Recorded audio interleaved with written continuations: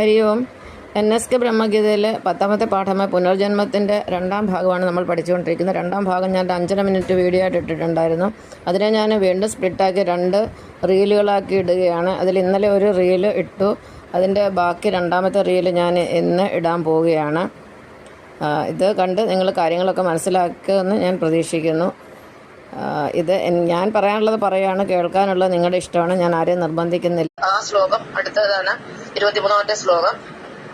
നൈനം ചിന്തനി ശസ്ത്രാണി നൈനം ദഹതി പാവക ന ജൈനം ക്ലേദ എന്ത്യാവോ ന ശോഷയതി മാരുതഃ. അതായത് ആത്മാവിനെ അഥവാ ഊർജത്തെ ആയുധം കൊണ്ട് മുറിവേൽപ്പിക്കാൻ സാധ്യമല്ല. ഊർജത്തെ ഒരു അഗ്നി കൊണ്ടും അത് കരിയിച്ചു കളയാനോ അല്ലെങ്കിൽ ദഹിപ്പിച്ചു കളയാനോ സാധ്യമല്ല. ഊർജത്തെ വെള്ളം കൊണ്ട് അലിയിച്ചു കളയാൻ സാധ്യമല്ല. ഊർജത്തെ വായു കൊണ്ട് ഉണക്കി പരട്ടി കളയാനും സാധ്യമല്ല. അതായത് ഊർജത്തെ നശിപ്പിക്കാനേ സാധ്യമല്ല എന്ന് ഭഗവാൻ കൃത്യമായിട്ട് പറയുന്നുണ്ട്.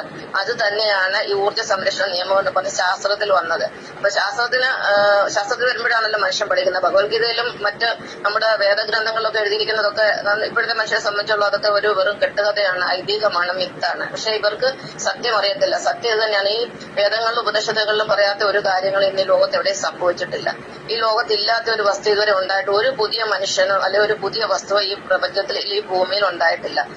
കഴിഞ്ഞ കലിയുഗത്തിൽ, അതായത് 864 കോടി വർഷം മുമ്പ് ഇതേ കലിയുഗം ഉണ്ടായിരുന്നു. ആ കലിയുഗത്തിൽ എന്തെല്ലാം സംഭവിച്ചോ, അന്ന് എന്തെല്ലാം മനുഷ്യൻ ഉപയോഗിച്ചോ അതെല്ലാം ഇന്ന് വീണ്ടും അതിന്റെ പുനരാവൃത്തി അല്ലെങ്കിൽ പുനരാവിഷ്കാരമാണ് നടക്കുന്നത്. ഇനി ഒരു 864 കോടി വർഷം കഴിയുമ്പോൾ ഇതേ കലിയുഗം നമ്മളെല്ലാം വീണ്ടും ഇതുപോലെ തന്നെ പുനർജനിക്കും. ഇന്നും നമ്മൾ ഈ നിമിഷം വരെ നമ്മൾ എന്തെല്ലാം ഈ ലോകത്ത് കാണുന്നുണ്ടോ അതെല്ലാം അന്നും മനുഷ്യൻ കണ്ടെത്തും. മനുഷ്യൻ എന്ന് പറഞ്ഞാൽ ആരാ? ഭഗവാൻ തന്നെയാണ്.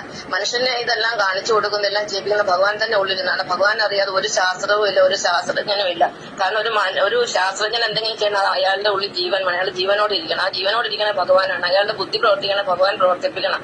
കാരണം ഭഗവാന്റെ ബുദ്ധിയിൽ നിന്നാണ് നമുക്ക് കിട്ടുന്ന ഒരു ചെറിയ ബുദ്ധി.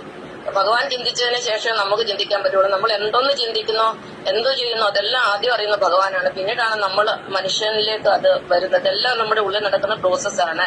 അപ്പൊ ചുരുക്കി പറഞ്ഞാല് നമ്മളെന്ന് പറയുന്നത് വെറും മനുഷ്യനല്ല. നമ്മൾ ഓരോരുത്തരും ഓരോ ഈശ്വരന്മാരാണ്. നമ്മുടെ ഉള്ളിൽ ജീവനായിട്ടിരിക്കുന്നത് ഭഗവാനാണ്.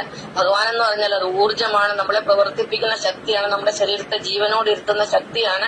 ആ ശക്തി എപ്പം നമ്മളിൽ നിന്ന് ആ ഊർജ്ജത്തെ കട്ട് ചെയ്യണം, അപ്പോഴാണ് നമുക്ക് നല്ല സംഭവിക്കുന്നത്. നമുക്കൊരു മൊബൈലിനെ എടുത്തു കഴിഞ്ഞാൽ മൊബൈലിൽ എന്താ സംഭവിക്കുന്നത്? അതിനകത്ത് ചാർജ് ഇല്ലെങ്കിൽ അത് ചത്ത് കിടക്കും. പിന്നെ മൊബൈൽ കൊണ്ട് യാതൊരു പ്രയോജനമില്ല. അതിന് ഇലക്ട്രിസിറ്റി കയറ്റിയെങ്കിൽ മാത്രമേ അത് വീണ്ടും പ്രവർത്തിക്കത്തുള്ളൂ. എന്ന് പറഞ്ഞാൽ നമ്മുടെ ഉള്ളിൽ ആത്മാവായി അല്ലെങ്കിൽ ഊർജ്ജമായിട്ട് ഭഗവാൻ ഇരിക്കുന്നതുകൊണ്ടാണ് നാം ജീവനോട് ഇരിക്കുന്നത്. അത് മറന്നിട്ടാണ് ഇന്ന് മനുഷ്യൻ ജീവിക്കുന്നത്.